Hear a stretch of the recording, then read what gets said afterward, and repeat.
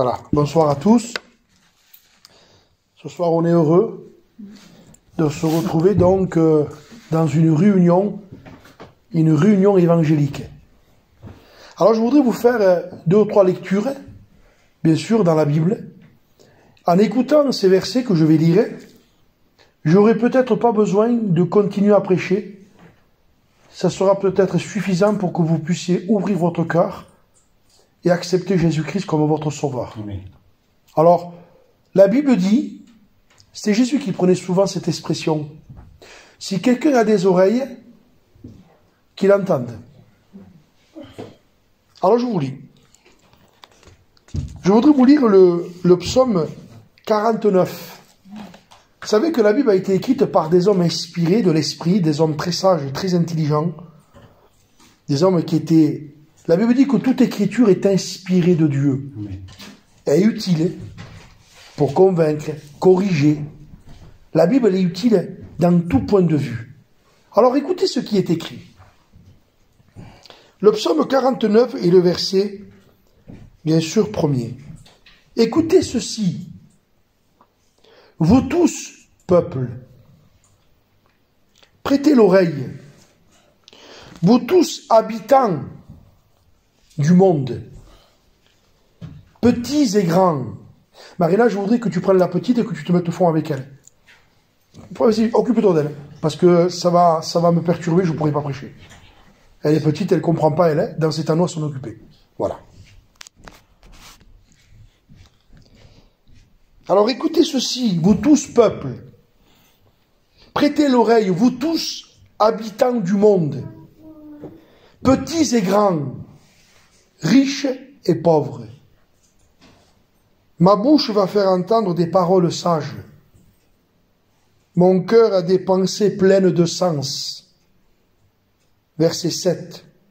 Ils ont confiance en leurs biens et se glorifient de leur grande richesse. Ils ne peuvent se racheter l'un à l'autre. Malgré tout ce qu'ils ont, toute leur richesse, leur gloire, ils ne peuvent pas se racheter. C'est-à-dire, ils ne peuvent pas se sauver. Ils ne peuvent pas se payer une place au ciel. Ils peuvent se payer une place au cimetière, excusez-moi. On peut se payer une place au cinéma, on peut se payer des vacances, mais se payer une place au ciel, on ne peut pas. Ni l'argent, ni le matériel, tout ce qu'on peut avoir, on ne peut pas nous payer une place au ciel.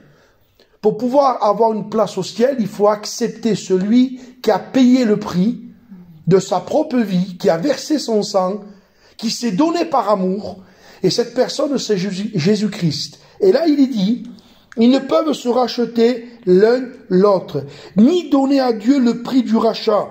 Le rachat de leur âme est cher, et n'aura jamais lieu. Et bien sûr, puisque les psaumes sont écrits avant la venue de Jésus-Christ. Et l'homme inspiré de l'esprit dit, le rachat de leur âme est cher, et n'aura jamais lieu. Jamais il y aura une occasion pour que l'homme puisse se sauver. Mais nous savons que oui. Nous savons aujourd'hui qu'il y a un moyen pour que notre âme soit rachetée, pour que notre âme soit purifiée. Il y a un moyen, en un mot, pour que nous soyons sauvés. Et je continue à lire. Le thème de ce message de ce soir, c'est « Tu es fragile ». Le thème du message de ce soir, c'est « Prépare-toi à rencontrer Dieu ». Le thème du message de ce soir, c'est, je vais le lire pour tout à l'heure, « Tu ne vivras pas toujours ». Écoutez bien. Verset 10. « Ils ne vivront pas toujours ». Eh, vous avez remarqué qu'on croit qu'on vivra toujours? Eh oui. On croit qu'on vivra toujours. On croit que ça va toujours durer. Excusez-moi d'être un peu sec, peut-être un peu cru dans ce que je vais dire. On croit que c'est toujours les autres qui auront le cancer, jamais nous. On croit que c'est toujours les autres qui auront un accident, jamais nous. On croit que c'est toujours les autres qui auront une crise cardiaque, jamais nous. Il semblerait qu'il y a comme un voile qui nous empêchent de voir la réalité de la vie. Il y a un voile, il semblerait qu'il y a comme une espèce de nuage sombre qui nous empêche de voir ce que nous sommes vraiment. Dernièrement, je téléphonais à quelqu'un, une personne que j'aime beaucoup, beaucoup, et cette personne me disait, on n'est pas des propriétaires sur la terre, on est des locataires. Je dis, c'est vrai. Et on oublie. Hein? On croit qu'on vivra toujours. On a une attitude comme si on vivrait 2000 ans. Et on ne se rend pas compte que le temps passe, que les mois passent, que les années passent. Un jour, un homme avait dit, le temps passe vite. Et un homme avait dit, non, vous vous trompez, ce n'est pas le temps qui passe vite, ce sont les hommes qui passent. C'est nous qu'on passe. On passe.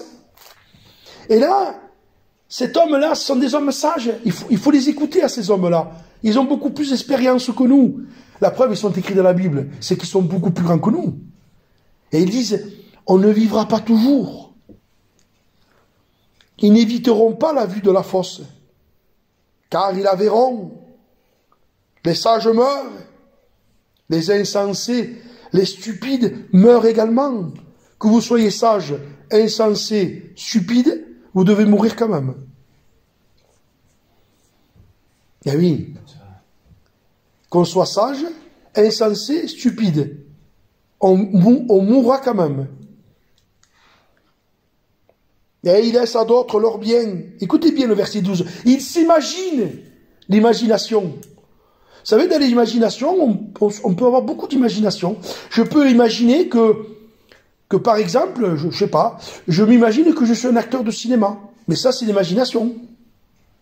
Mais je suis pas un acteur de cinéma. Je suis Monsieur Ray, Michael, Dibol. Je suis un gitan, simple. Je suis pas un acteur de cinéma, mais je peux me l'imaginer. Tu peux t'imaginer qui était l'homme le plus fort. Non, tu te trompes. On s'imagine beaucoup de choses. Il s'imagine. Et qu'est-ce qu'il s'imagine? Écoutez, il s'imagine que leurs maisons sont éternelles, que leurs demeures subsisteront d'âge en âge, eux dont les noms sont honorés sur la terre. Mais l'homme qui est en honneur n'a pas de durée. Il est semblable aux bêtes que l'on égorge. Et je voudrais vous lire, regardez, le psaume 90. Alors celui-là, il est un peu spécial de psaume. Hein. C'est le grand Moïse qui l'a écrit. Vous connaissez Moïse? Peut-être, vous avez peut-être jamais lu la Bible, mais je pense que vous avez entendu et vu les 10 commandements. Hein? Eh bien, c'est un livre, c'est un film tiré de la Bible. Et Moïse, c'était un grand homme de Dieu. Un homme qui avait, si vous voulez mieux, un homme qui avait, non pas écrit, mais un homme qui était un représentant de Dieu sur la terre. Un homme qui avait reçu les 10 commandements de Dieu. Et cet homme va écrire un psaume. Écoutez, c'est un psaume. Il n'y a pas plus beau que ce psaume. C'est un des psaumes de la Bible que je préfère le plus. Regardez ce que dit cet homme. Le psaume 90. Prière de Moïse, homme de Dieu. Seigneur, tu as été pour nous un refuge. Et je voudrais te conseiller ce soir que Dieu devienne ton refuge. Que ton refuge ne soit pas les plaisirs de la terre. Que ton refuge ne soit pas... Je ne voudrais pas énumérer certaines choses, mais vous savez, on peut se réfugier, on peut trouver refuge auprès excusez-moi, de l'alcool. On peut trouver refuge auprès de la drogue. On peut trouver refuge, je sais pas moi, dans beaucoup de choses. Parce qu'on a un besoin de se réfugier quelque part. Vous savez que la Bible nous symbolise par une brebis, donc d'une fragilité énorme.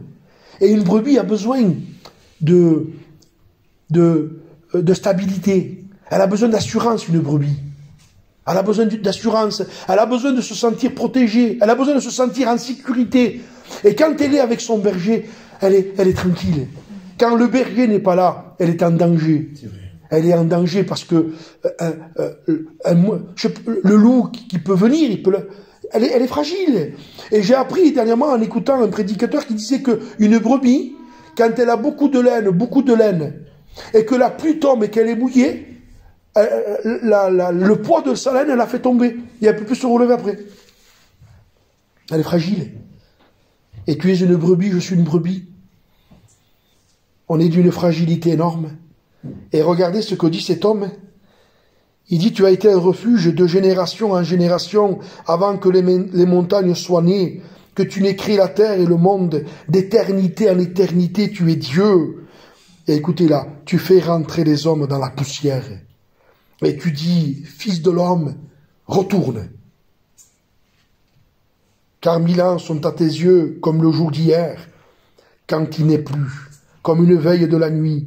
Tu les emportes, semblables à un songe. Oui, le matin passe comme l'herbe. Elle fleurit le matin et elle passe. La Bible nous compare à une fleur. Vous avez vu qu'il y a de très belles fleurs? Ah, c'est une merveille, hein? Et la fleur qui est belle, c'est le symbole de la jeunesse. Et la Bible dit que la beauté de l'homme est symbolisée par une fleur. Ah, croyez-moi que la beauté passe vite aussi. Croyez-moi, ça passe très vite. Hein? Alors très vite, je sais de quoi je parle. Ça passe très vite. Ça passe très vite. Comme une fleur. Elle flétrit. Elle vieillit.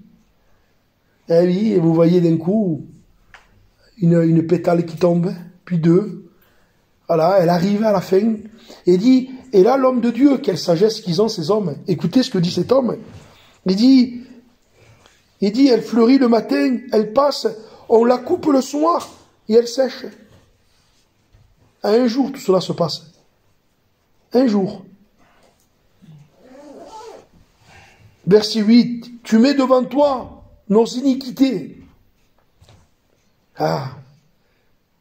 Tu mets devant toi nos iniquités, nos péchés. Et là, ça devient un problème si nos péchés ne sont pas pardonnés.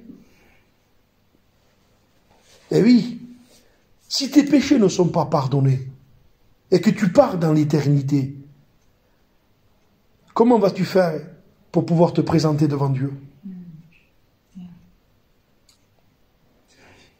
Eh oui, rappelez-vous le psaume de tout à l'heure, pauvres, riches, jeunes, vieillards, on doit tous partir. Et le plus terrible, c'est qu'on ne sait pas quand. On ne sait pas quand. Le Amos, chapitre 4, verset 12, prépare-toi. J'entends des gens qui le citent. C'est bien de le citer. Prépare-toi à la rencontre de ton Dieu. Non, ça veut dire qu'il y a une préparation. Je prépare ma vie. Les choses se préparent. Et je veux préparer mon départ. Alors vous allez me dire, mais le plus tard possible. Mais bien sûr que oui. Et on fait tout pour vivre le plus longtemps possible. Mais que vous le vouliez ou pas, on va partir. Si demain je suis malade, bonjour monsieur Rey, oui voilà, on a vu, vous avez une tache, vous êtes malade. Ah bon, oui. Bon, mais écoutez, on va faire un traitement. Et puis, excusez-moi du mot, mais ma maladie, mon cancer qu'on me détecte, puis le docteur arrive à me soigner, et puis j'arrive à vivre 30 ans de plus. Mais c'est bien. Mais que vous le vouliez pas, les 30 ans vont passer. Je vais quand même mourir. Ah, mais pasteur, on vient à la réunion pour que tu nous dises ça. Écoute, non, mais la réunion, justement, le vrai but de la réunion, le vrai but de l'évangile, c'est de vous ramener à la réalité de la vie. Vous savez, la vie, le monde d'aujourd'hui, c'est un monde d'illusions. Et l'évangile nous ramène. L'évangile nous ramène. Nous ramène à la vérité, à ce qui est vrai. Pourquoi pensez-vous que Jésus est venu sur la terre? Pourquoi pensez-vous qu'il est venu? Qu'il a souffert, qu'il a accepté de mourir? Mais parce qu'il savait qu'après la mort vient le jugement. Oh, sinon, il ne serait pas venu. Si l'éternité n'existerait pas, si l'enfer n'existerait pas, mais Jésus ne serait pas venu. Parce qu'entre moi et vous, sur la terre, il n'y a pas que des mauvaises choses. Je vous rappelle l'autre fois, les 28 ans d'Ecclésiaste. Quand vous lisez l'Ecclésiaste, il parle au chapitre 3 des 28 ans. Il y a 28 ans. Il parle de ça. Il y en a 28, il dit. Un temps pour parler, un temps pour se taire, un temps pour naître. Merveilleux. Le jour qu'on est né, vous vous rappelez? Moi, je me rappelle, mes enfants, quand ils sont nés, c'était un beau jour pour moi. Ah, mais ça, c'est... Oui, et il y a un temps pour naître. Mais de suite après, il y a un temps pour mourir aussi. Un jour, j'ai fait une expérience que j'ai racontée quelques fois. Il y a quelques années, je travaillais à Tarascon. Bon, moi, j'ai rarement travaillé. Hein. Je suis plutôt un patron, moi. Hein. Je travaille pas pour... Mais bon, là, je travaillais pour un patron. Et puis, je travaillais à l'hôpital des personnes âgées qui était à Tarascon. C'était un hôpital qui avait peut-être ouvert en 1500, cet hôpital. On l'appelait l'hôpital des personnes âgées, d'ailleurs. Et puis, pour la personne pour qui je travaillais, il m'avait mis là. Et j'avais un travail tranquille, donc je faisais des rondes, je surveillais un petit peu, vous voyez, le bâtiment qui était là. Et puis, j'étais attiré. Quand je regardais cet endroit, alors j'étais bien, j'avais ma lumière, j'avais ma Bible, je marchais, je priais. Bon, j'étais impeccable. On était très bien là. J'avais, je sais pas, 24, 25 ans, 26 ans peut-être. Et puis, il y avait une porte qui m'attirait, une vieille porte, vous voyez, poussiéreuse. J'étais attiré par cette porte. Mais j'osais pas. Puis un soir, je me suis décidé, vers 11h du soir, je vais y aller. Et puis, j'ai ouvert la porte. Et quand je suis rentré à l'intérieur, j'ai vu des dizaines et des dizaines de milliers de livres. Des gros livres, des gros cahiers. Mais il y en avait partout. Plein de poussière. Et puis, je comprenais que c'était les archives. J'ai compris que c'était des archives de l'hôpital. Et puis, j'en ai ouvert un. Et puis, un message me venait, un message très important que l'Esprit de Dieu me communiquait. Et je voyais, c'est un exemple, hein, je me souviens pas des noms, mais je me souviens du principal. Par exemple, Monsieur Durand, né en 1700. Décédé 1780. Monsieur Mathieu, né en 1600, décédé en 1690. Monsieur Rey, né, décédé. Et il y avait des milliers et des milliers et des milliers de noms. Né, décédé. Né, décédé. Et puis, quand je regardais ça, une réflexion est venue en moi. Je dis, mais il n'y a pas écrit ce qu'ils ont fait alors. Puisque nous, on comprenait, on est, et puis on se préoccupe de ce qu'on va devenir. Alors certains font faites-le d'ailleurs, ne faites pas comme moi, hein, mais des études pour avoir par exemple notre diplôme, notre bac. On veut être docteur, chirurgien, infirmier. Mais c'est super, il faut bien faire face à la vie. Avocat, architecte, d'ailleurs en ce moment j'en contacte beaucoup. Et puis voilà, je sais pas moi, charpentier, docteur, podologue, des métiers importants. Et on fait des études. Et puis, nous, quand on parle de quelqu'un, on dit, tu as vu lui, il est né en tel état. Mais, si on parle de Johnny Hallyday, par exemple, on va dire, Johnny Hallyday, c'était quelqu'un quand même, hein. Il a vendu tant de disques, il a fait ci, il a fait ça, il a eu une grande carrière, Johnny Hallyday. Si vous parlez de mon oncle, Manitas de Platas, il a vendu 93 millions de disques dans le monde quand même, mon oncle. Il a été avec les plus grands artistes du monde, Paul Newman, tous les artistes américains. Il avait des photos. Ça a été un des premiers gitans catalans à aller aux États-Unis en 1960. Il remplissait les stades, lui, il remplissait les salles. Il faisait guichet fermé avec le fameux groupe de l'époque, là, je m'en souviens plus. Un groupe américain. Je me souviens plus. Les Beatles. Il faisait guichet fermé avec les Beatles. Les Michel avaient fait guichet fermé. Je crois que c'était 4 fois, lui, 12 fois guichet fermé. Mais vous imaginez dès qu'on parle. Alors nous, on parle de lui. Mais quand vous allez à sa tombe, il est mort en 2014. Et c'est moi qui ai fait ses obsèques, si vous voulez. C'est moi qui ai prêché. Quand vous y allez, il n'y a pas toute sa vie écrit. Il y a écrit Monsieur Manitas de Platas, né et décédé.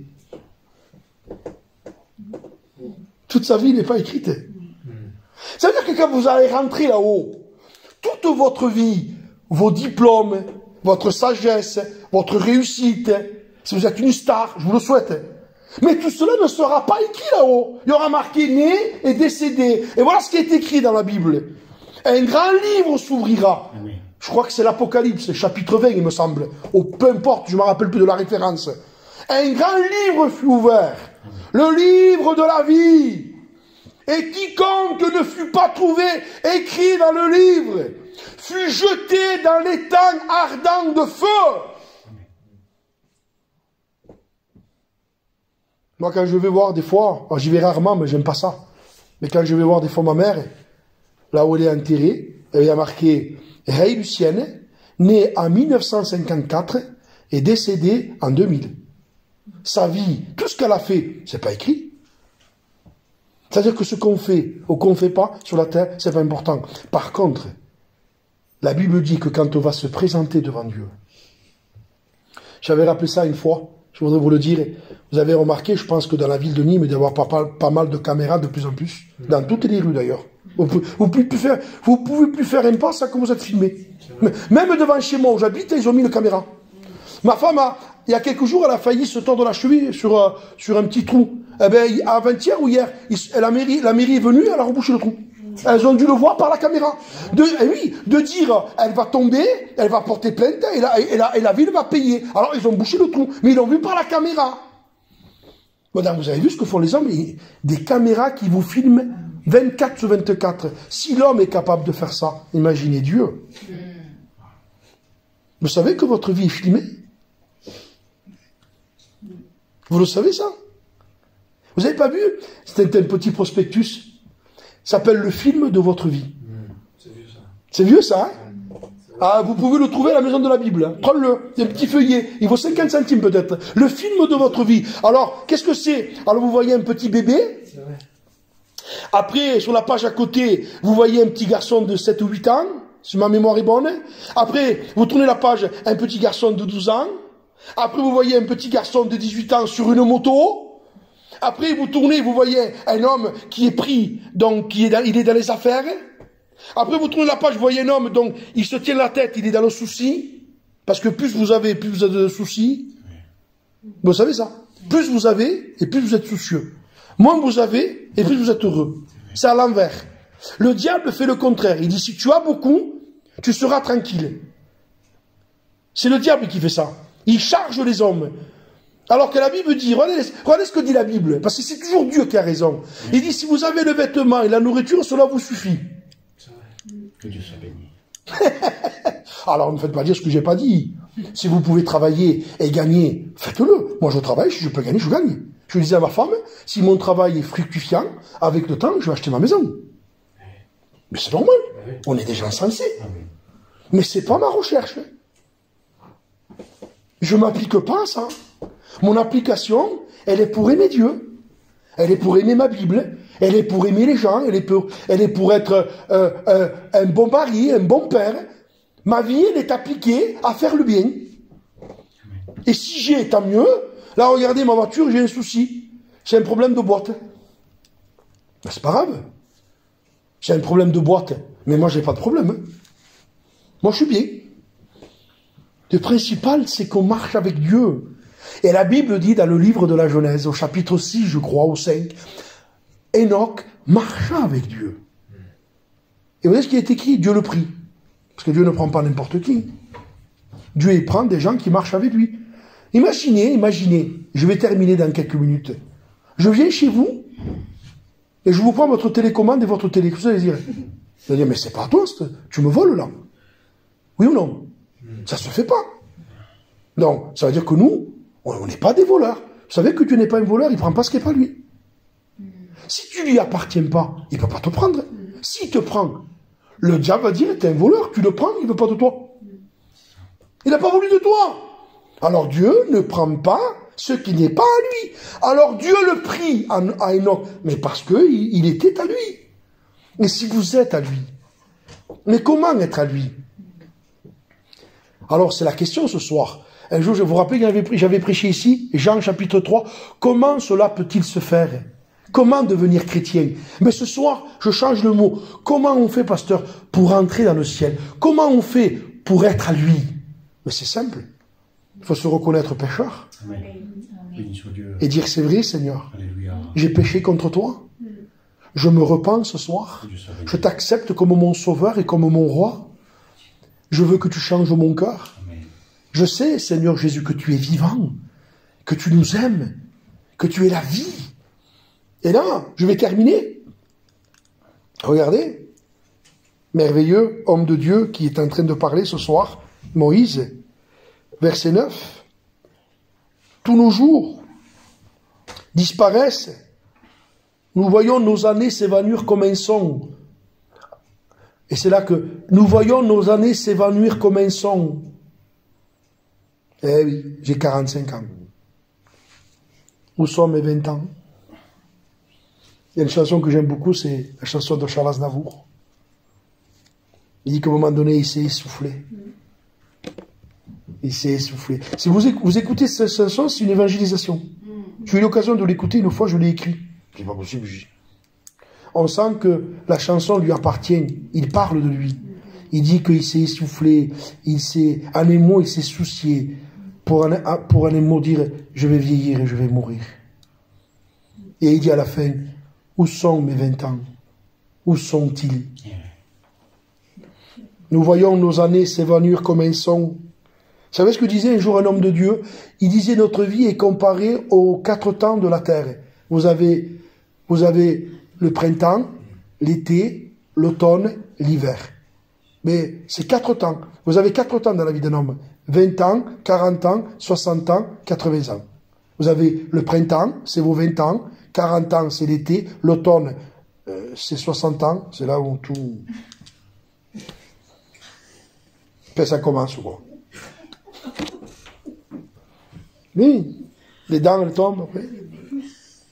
Vous n'entendez plus, vous faites l'appareil. À 60 ans? Oui, il y en a que oui. Il y en a que oui, 60, 70, 75. Il y en a moins maintenant. Oui, mais il y en a. Regardez-moi ça. Mais jamais de la vie. Ça fait 1 an maintenant. Alors j'y vois bien, mais de près, il me faut ça maintenant. Et puis 80 ans, c'est l'hiver. Ça veut dire l'hiver, tout meurt. Mais c'est ça. Mais c'est ça. Pour certains, on peut arriver à 90. Pour les plus robustes. Mais voilà la vie. C'est un calcul que vous devez faire. Regardez le calcul que dit Moïse. Laissez-moi terminer. Regardez. Les jours de nos années s'élèvent à 70 ans. Pour les plus robustes, 80. L'orgueil qu'ils en tirent n'est que peine et misère. Et réaliser, il n'y a que des peines et des misères. Pour un bonheur qu'il y a 10 peines. C'est vrai. Vous avez vu? Alors, c'est beaucoup, excusez-moi, mais c'est pas beaucoup les gitans, ça. C'est beaucoup les sédentaires.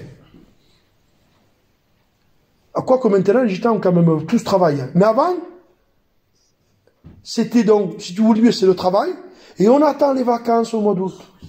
Mais c'est normal. On travaille toute l'année. Alors, 11 mois. Et puis, il arrive les vacances. Vous imaginez, pour si peu de temps, 15 jours de vacances. Mais vous avez vu toute la souffrance qu'on pose? C'est-à-dire qu'en réalité, sur la terre, il y a très peu de bonheur. Il y a très peu. C'est une vie dure. Et il dit, l'orgueil qu'ils en tirent n'est que peine et misère, car il passe vite. Et écoutez ce mot, et nous nous en voulons. Nous nous en voulons. Qu'est-ce que ça veut dire? Ça veut dire j'ai vieilli et je ne me suis pas converti. J'ai vieilli et je n'ai pas rencontré Dieu. J'ai vieilli et je n'ai pas aimé Dieu. J'ai tout aimé, sauf Dieu. Alors je m'en veux. Un jour, j'avais aimé ce que disait un homme de Dieu, il s'appelle Yvon Charles. Il disait, il avait rencontré un homme qui était en train de partir, il vivait ses derniers jours. Et cet homme disait, il dit, j'ai écrit quelques mots de pages sur un livre. Il disait, les regrets d'un mourant. Les regrets d'un mourant. J'aurais pu faire ça, je ne l'ai pas fait. Et j'aurais pu faire ça, je ne l'ai pas fait. Ne vivez pas avec des regrets. Convertissez-vous. Acceptez son amour. Acceptez sa parole. Et là maintenant je conclus pour vous. Car il passe vite et nous nous en voulons. Écoutez le verset 12. Enseigne-nous à bien compter nos jours. J'ai 45 ans. Allez, je vais être généreux ce soir. Je vais vivre jusqu'à 90. D'accord? Vous savez qu'il me reste 45. C'est ça, Anthony? Dans ce 45, je vais dormir 15. Parce qu'il y en a qui dorment pas beaucoup, mais moi je dors beaucoup. 8 heures, je dors moins. Oui. Donc, si vous calculez 45 ans, 8 heures par jour de sommeil, je pense que ça doit faire 15 ans de sommeil. Vous avez travaillé 10 ans, non, ça fait 25. Vous vivez pour 15 ans de plus.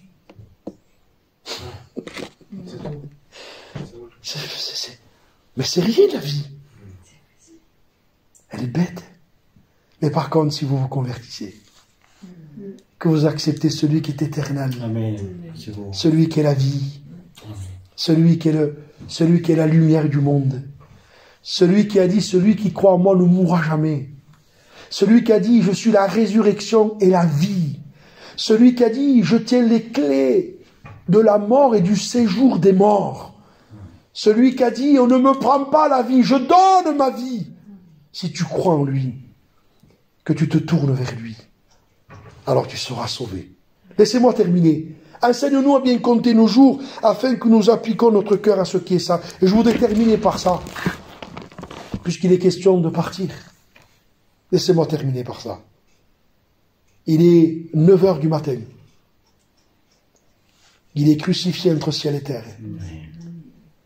Et puis, à droite et à gauche, il y a 2 brigands, 2 malfaiteurs. Ils sont condamnés parce qu'ils ont fait le mal. Les 2 méritent d'être crucifiés. Les 2 méritent la peine qu'ils ont pris. Puis il y en a un qui va converser avec Jésus. Il leur reste peu de temps à vivre. D'après les calculs de la Bible, ils sont restés 6 heures sur la croix. Donc ça veut dire qu'à 9 heures, il leur restait 6 heures à vivre. Je ne sais pas combien de temps il nous reste à vivre, nous. 6 heures 6 jours 6 mois 6 ans? Je ne sais pas. Qui peut le dire? Je ne sais pas. Comme disait un jour mon ancien Manico, il disait, avec le respect que je vous donne, il disait, la chaise, elle est plus que nous. Si elle pourrait parler, elle dirait, demain, elle sera là, elle. Mais nous, on ne peut pas le dire. On est peu de choses. Il est écrit dans la Bible, le psaume 39. David dit, oh, que je sache combien je suis fragile. On est fragile. Et puis il reste quelques heures à vivre. Puis il y en a un qui, il est dans un faux état d'esprit. Il s'adresse à Jésus en disant, en un mot, pourquoi je suis crucifié? C'est ça, en un mot, je traduis un petit peu le langage d'aujourd'hui. Pourquoi tant de souffrances sur la terre? Pourquoi je souffre? Pourquoi il m'arrive ça? Et pourquoi il m'arrive ça? Vous l'avez pas entendu ça? S'il y aurait un Dieu, pourquoi je vis ça? Pourquoi il m'est arrivé ça? Dernièrement, j'ai rencontré quelqu'un qui m'a dit, ah monsieur, s'il y aurait un Dieu, pourquoi il a pris mon père? Et pourquoi il a pris ma mère? Vous voyez? On accuse Dieu. Et ce brigand est en train d'accuser Dieu. Eh toi, voilà comment il s'adresse. N'es-tu pas le Christ? Tu es pas celui qui fait des miracles là? Mais si tu es le Christ, descends de la croix. C'est-à-dire, fais quelque chose, tu sers à rien. Et fais-moi descendre aussi. Il y a des gens comme ça. Il y a des gens qui disent à Dieu, mais il sert à rien de toute façon. Il fait jamais rien. Un jour, un cousin à moi m'a dit, tu sais, Dieu, il est pas trop bavard, hein. Et puis, cet homme se moque. Vous savez, on exige de Dieu alors que nous, on fait rien pour lui. On a du toupet quand même, hein. Excusez-moi de vous dire ça, mais l'être humain, il a du toupet. Il exige de Dieu ce que lui ne fait pas pour lui. C'est fort, ça, quand même, hein. Et puis, on sent que lui... Et puis l'autre est à côté, son copain, c'est un ami à lui. Mais lui, il n'a pas le même cœur. Lui aussi, il lui reste 6 heures à vivre. Puis il dit à son ami, « Eh, c'est un peu comme ça que je l'entrevois. » J'en suis sûr qu'il a dû crier un peu. « Eh !» Parce qu'il fallait qu'il entende quand même. Je ne sais pas, entre les 3 crucifiés, je pense qu'il devait être au moins à 2 mètres, 2 mètres 50, chacun de large. Donc si vous comptez lui, Jésus, il devait être à 6-7 mètres l'autre. Donc il fallait un peu, vous voyez, comme par exemple de là, peut-être à ma compagne. Eh, ne crains-tu pas Dieu, toi, qui subit la même condamnation? Tiens, vous imaginez ce qu'il est en train de dire? Ne crains-tu pas Dieu, toi, qui subis la même condamnation? Il est en train de dire que Jésus est Dieu. Pour nous, c'est justice qu'on soit crucifié. car nous recevons ce qu'on mérite. En réalité, toutes nos souffrances, nos peines, on le mérite. Tout le monde mérite sur la terre les pleurs, les larmes et tout ce qu'on vit, parce que nous sommes tous pécheurs. Et cet homme dit, mais lui, il n'a rien fait de mal. Lui, il est pur. Ça veut dire, lui, c'est pas normal qu'il est crucifié, lui. Voilà ce qu'il est en train de dire. Moi, oui. Moi, que je sois crucifié, c'est normal. Je le mérite. Mais pas lui. Lui, il est pur, il est saint. Il mérite pas d'être crucifié, lui. Puisqu'on crucifiait que les criminels. C'était pas un criminel, Jésus. Jésus, on l'a crucifié parce qu'il a trop aimé. Jésus, il l'a crucifié parce qu'il a trop dit la vérité. Jésus, on l'a crucifié parce qu'il était trop la lumière. Il dit, lui, il n'a rien fait de mal. Et puis, à un moment donné, il ne s'adresse plus à son copain. Il se tourne vers Jésus et dit, souviens-toi de moi quand tu viendras dans ton règne. Je reconnais ta majesté. Quand on dit, souviens-toi de moi quand tu viendras dans ton règne, c'est parce qu'il reconnaît Jésus comme roi. Tu es roi. Je le reconnais que tu es roi. Il est en train de lui dire, tu es roi, mais si tu m'oublies, tu as raison. Oh, quelle noblesse. Là, qui disent, moi, Dieu ne me fait pas cas. Et il se fâche. Mais c'est normal. Vous savez qu'on mérite que Dieu ne fasse pas cas? On est qui, nous? Qui on est, nous, pour que Dieu nous fasse cas, qu'il nous aime, qu'il écoute nos prières? On ne mérite pas. Et lui, il dit, si tu voudrais te souvenir de moi, si tu veux, hein, si tu voudrais te souvenir, si tu voudrais ne pas m'oublier, si tu veux pas, je l'accepte. Mais si tu voudrais te souvenir de moi, souviens-toi de moi, si tu le veux. Il y a trop de noblesse, il y a trop d'humilité, il y a trop un cœur pur. Alors Jésus se lève de la croix, parce qu'il faut qu'il se lève pour qu'il parle. Il est en train de mourir asphyxié. Il se lève, quand il se lève, les plaies s'ouvrent derrière, le sang coule. Et Jésus fait un effort terrible. Il détache sa langue du palais. Sa langue s'attache à son palais. Il souffre. Il se tourne et dit, aujourd'hui même, tu seras avec moi dans le paradis. Tu voudrais pas entendre ça ce soir? Reconnais-moi comme roi, dit Jésus. Si tu me reconnais comme roi, si tu reconnais ma royauté, ma puissance, mon autorité, mon amour, si tu reconnais que tu ne mérites pas ma grâce, mais que je t'aime, je veux te pardonner, ce soir je te sauve. Voulez-vous compris? Oui. Seigneur, merci pour la réunion de ce soir. Tu nous as rappelé que nous sommes fragiles. Et tu nous rappelles, Seigneur, pour qu'on n'oublie pas. Parce que tu sais que l'homme est tellement orgueilleux. Des fois, nous pensons ce que nous ne sommes pas, Seigneur. Et tu nous rappelles que nous sommes fragiles et que nous sommes peu de choses. Ta parole dit dans le livre de la Genèse que nous sommes poussière et que nous retournerons à la poussière. Ta parole dit dans le livre de Jacques que nous sommes une vapeur qui paraît et qui ensuite disparaît. Seigneur, je prie que tu bénisses les cœurs ce soir. Amen.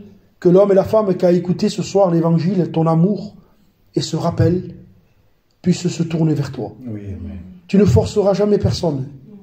Tu es noble. Même tu dis dans ta parole, dans l'Apocalypse au chapitre 3 et verset 20, je frappe à la porte de ton cœur. Je frappe à la porte. Si quelqu'un entend ma voix et ouvre, j'entrerai. Amen. Tu frappes, Seigneur. Tu ne rentreras jamais dans un cœur par force. Tu y rentres par amour. Tu y rentres quand quelqu'un te désire, quand quelqu'un te veut. Je prie ce soir que ces cœurs se tournent vers toi. Amen. Au nom de Jésus. Amen.